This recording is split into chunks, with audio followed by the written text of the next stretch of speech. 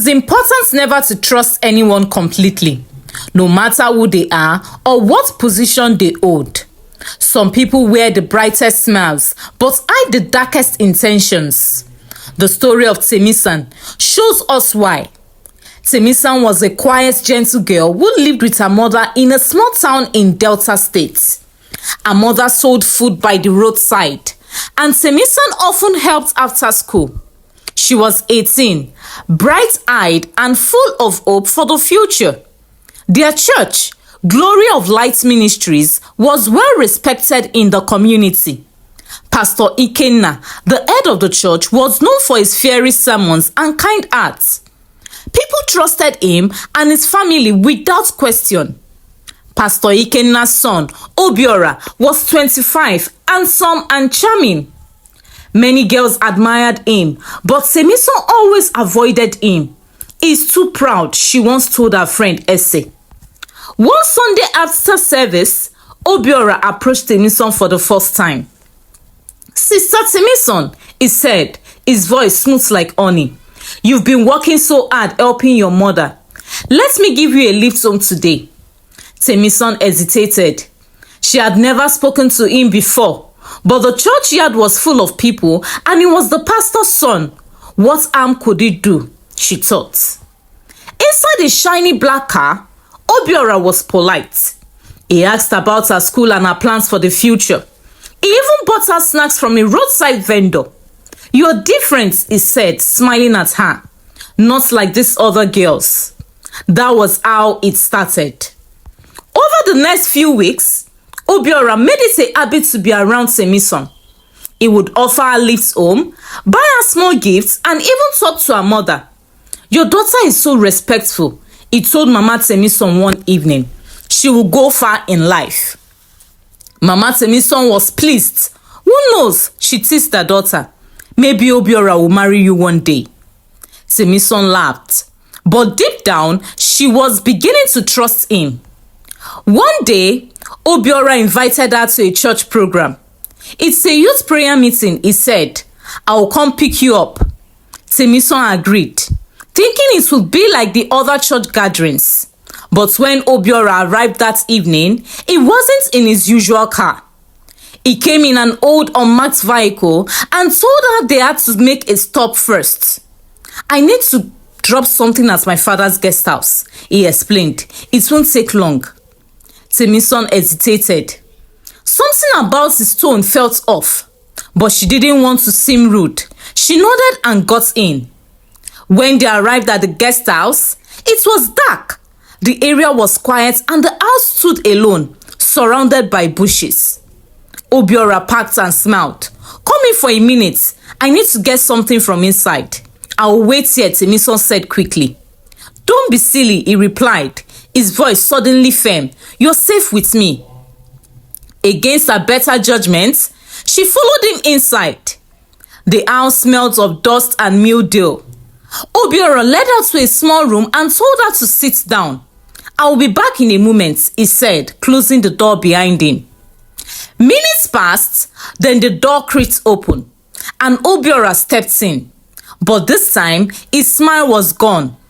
His eyes were cold and his voice was sharp. "What are you doing?" Temisan asked, her heart pounding. "You trust me, don't you?" he said, stepping closer. Temisan stood up, trying to move past him, but he blocked her way. "Obiora, stop this!" she shouted, panic rising in her chest. "Shh," he said, pressing a finger to her lips. "No one will believe you. I'm the pastor's son, remember?" Temisan's heart pounded as she pushed at Obiora's chest, but he was too strong. "Let me go," she cried, her voice trembling with fear. Obiora's face darkened. "You think anyone will believe you over me?" he sneered. "They will say you're lying. They will call you a loose girl trying to destroy my father's name." Tears streamed down her face as she fought against him, but his grip tightened. The room felt smaller, darker, like the walls were closing in. At that moment, Temisan's mind raced. If I scream, will anyone hear me? If I run, can I escape him? She remembered her mother's words. Always trust your instincts. If something feels wrong, act fast. Temison spotted a chair in the corner of the room and longed for it. With all her strength, she swung it towards Obiora, hitting him in the side. He stumbled back, shocked, and she used the movement to bolt for the door. Her legs felt like jelly, but she ran as fast as she could. Obiora recovered quickly and chased after her, his footsteps pounding behind her. "Temison, come back here," he roared. She reached the front door, yanked it open, and darted outside. The night was pitch black, but she could see faint lights from houses far away. She ran towards them, not daring to look back. As she ran, she tripped over a rock and fell out to the ground, scraping her knees. The pain shot through her, but she bit her lip and kept going. Obiora's voice echoed behind her. "You can't hide from me, Temison. No one will believe you." Finally, she saw a small shop ahead with a single bulb hanging outside. She stumbled into it, gasping for breath. The shop owner, an elderly woman named Mama Ebube, looked up in surprise. "Help me!" Temison cried, collapsing to the ground. Mama Ebube rushed to her side. "What happened? Who is after you?" Before Temison could answer, Obiora appeared at the shop's entrance, his face calm and composed. "Ah, Mama Ebube," he said smoothly. "I see you found my sister." She ran off because she was upset. Temison's eyes widened. "He is lying! He is not my brother!" she shouted. Mama Ebube glanced between them, her eyes narrowing. "This girl doesn't look like she's lying. Step back, young man." Obiora raised his hands in mock surrender. "Mama, it's not what it looks like. She's just being dramatic." But Mama Ebube wasn't convinced. She reached under her counter and pulled out a large stick. "If you take one more step, I will scream from the vigilante," she warned. Obiora hesitated, glaring at Temison. "This isn't over," he hissed before turning and walking away. Temison broke down, sobbing uncontrollably. Mama Ebube wrapped a shawl around her and called the local women's leader. "We need to get her to safety," she said firmly. But even as they comforted her, Temison's mind raced with fear. What if he comes back? What if no one believes me? The fight was far from over. The shadows behind the altar were darker than anyone in the town could have imagined. The next morning, Temison woke up in Mama Ebube's small room behind the shop. Her body ached and her mind was clouded with fear and confusion. The events of the night before played over and over in her head like a bad dream she couldn't wake from. Mama Ebube entered with a bowl of warm water and a cloth. "You need to clean up, my dear," she said gently. "I've already set words to the women's group leader. She will be here soon." Temison nodded quickly. Her voice hoarse from crying. "Mama, what if they don't believe me?" Mama Ebube sighed, her face lined with concern. "You must tell the truth no matter what. The women will stand by you. You are not alone in this." By midday, the leader of the women's group, Madam Chinyere, arrived with two other women. Madam Chinyere was a no-nonsense woman, known for speaking her mind. She sat across from Temison, her piercing eyes studying the young girl. "Tell us everything," she said firmly. "We need to know what happened, step by step." With trembling hands, Temison recounted the events of the previous night. Every word felt like a heavy stone being lifted off her chest. The women listened in silence, their expressions shifting from shock to anger. "That boy must be brought to justice," Madam Chinyere said when Temison finished. "We cannot let him get away with this." "But he's the pastor's son," Temison whispered. "Who will believe me?" Madam Chinyere's eyes flashed. "Let us worry about that. You are not the first girl this has happened to, and you won't be the last if we keep silent." That evening, the women's group held an emergency meeting in the church hall. Word had spread quickly, and the room was filled with concerned women, including Temison's mother. As soon as Mama Temison saw her daughter, she rushed forward and hugged her tightly. "Why didn't you tell me sooner?" she cried. "I was scared," Temison whispered.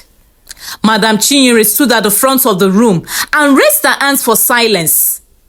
"This is not just about Temison," she began. "It is about the silence we have allowed to fester in this community. How many other girls have been victims but were too afraid to speak up? How many times have we turned a blind eye because of a person's position or status?" The women murmured in agreement, their faces edged with anger and determination. Suddenly, the church doors creaked open, and Pastor Ikenna walked in, flanked by his son, Obiora. The room fell silent. "What is the meaning of this gathering?" Pastor Ikenna asked, his voice calm but stern. Madam Chinyere stepped forward. "We are here to address the actions of your son, Pastor. He assaulted Temison last night." Obiora's face remained expressionless, but his father's eyes narrowed. "This is a serious accusation," Pastor Ikenna said slowly. "Do you have proof?" Temison stood, her knees shaking. "He took me to the guest house, Pastor. He tried to..." "Lies," Obiora interrupted, his voice booming. "She's making this up because I rejected her advances." The room erupted in gasps and whispers. "Enough!" Madam Chinyere shouted. "We are tired of this nonsense. If you think we will let this go, you are mistaken. We will take this to the council and the police if we have to." Pastor Ikenna raised his hand, signaling for silence. "Let us not rush to conclusions. We will investigate this matter." Madam Chinyere's voice was ice cold. "We will make sure the truth comes out, Pastor, whether you like it or not." The tension in the room was suffocating. Temison looked around at the faces of the women who had come to support her. For the first time, she felt a flicker of hope, but she also knew the fight was far from over. Outside the church, Obiora smirked at her as he walked past. "You will regret this," he whispered. Temison's hand clenched into fist. She wouldn't let him win. That night, Temison couldn't sleep. Obiora's threats echoed in her mind and fear gripped her heart. What if he really found a way to silence her? But as she lay on the tin mattress in Mama Ebube's room, a new feeling began to rise in her. Anger. She had done nothing wrong. She had trusted the wrong person. Yes, but she refused to let Obiora destroy her life.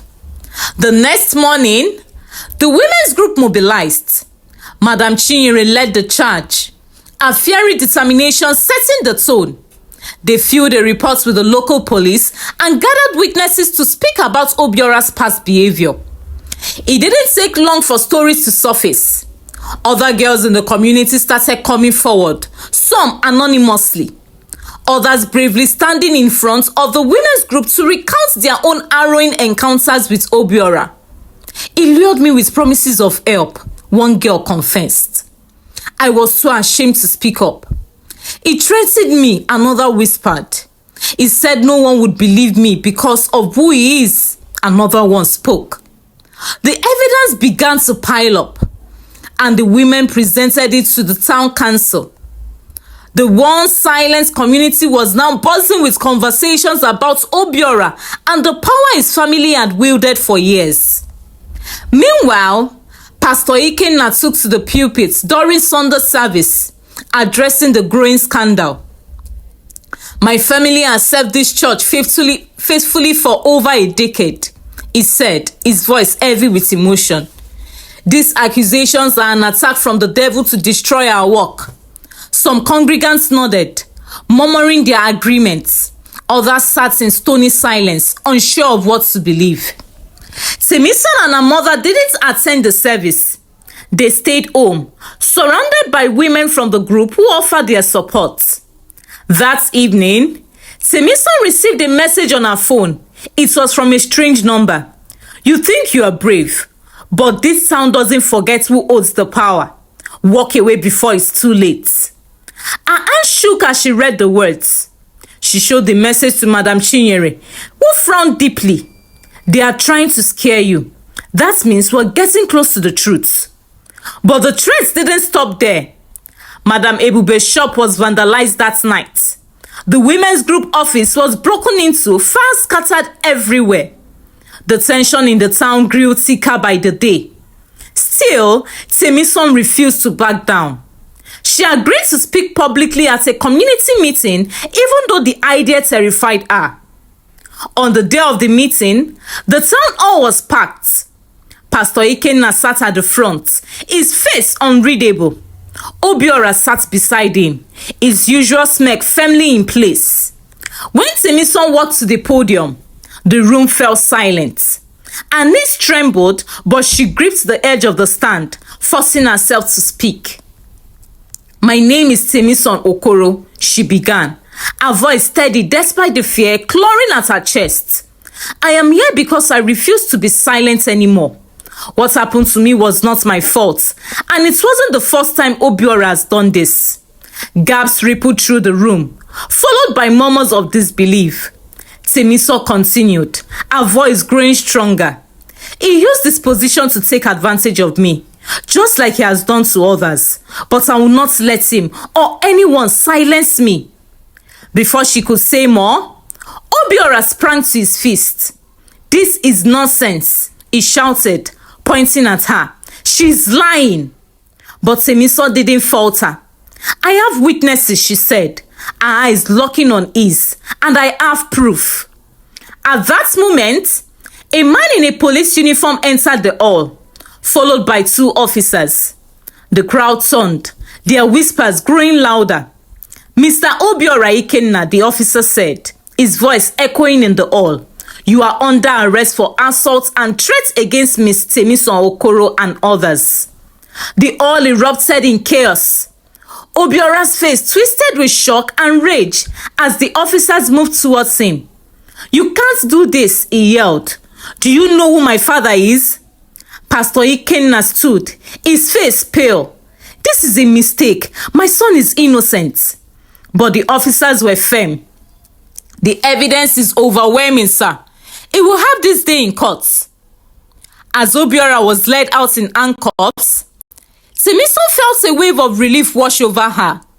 But she knew this was just the beginning. The road to justice would be long and difficult. And somewhere deep inside her, she felt the lingering shadow of fear. What if this isn't enough? What if they find a way to free him?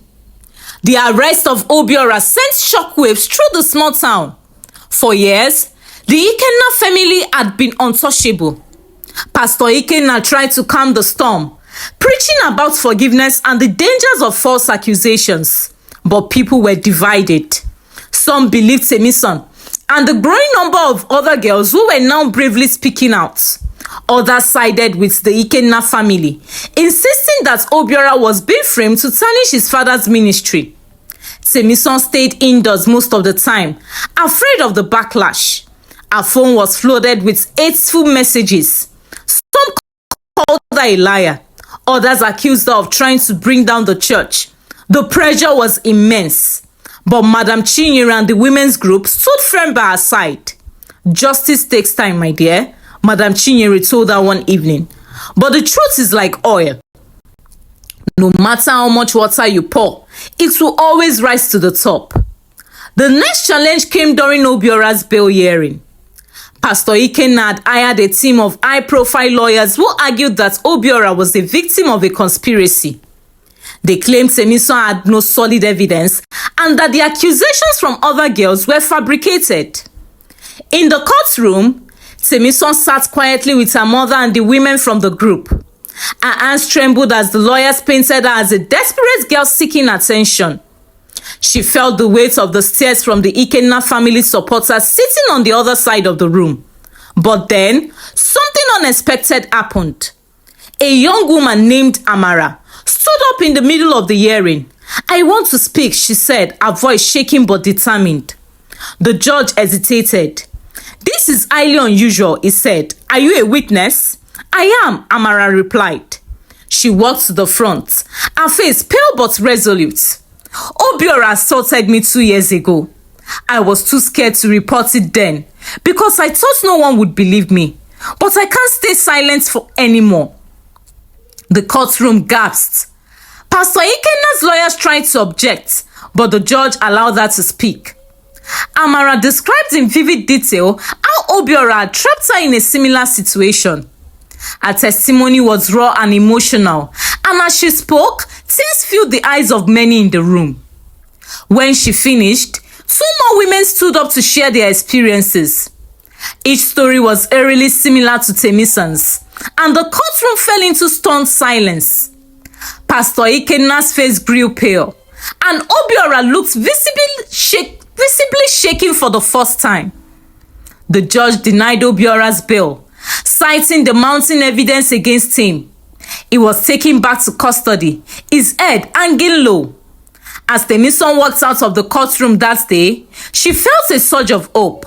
The whispers of doubt and hate didn't matter as much anymore. She wasn't alone in her fight, but the battle was far from over. Pastor Ikena was still using his influence to sway public opinion. Temison knew she had to stay strong, not just for herself, but for every girl who had been silenced by fear. That night, she sat down with Madam Chinyere, Amara, and the other survivors. Together, they began planning their next steps.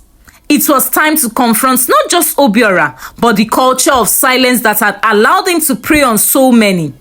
And as Temison looked at the determined faces around her, she knew one thing for certain: the shadows behind the altar were finally being exposed.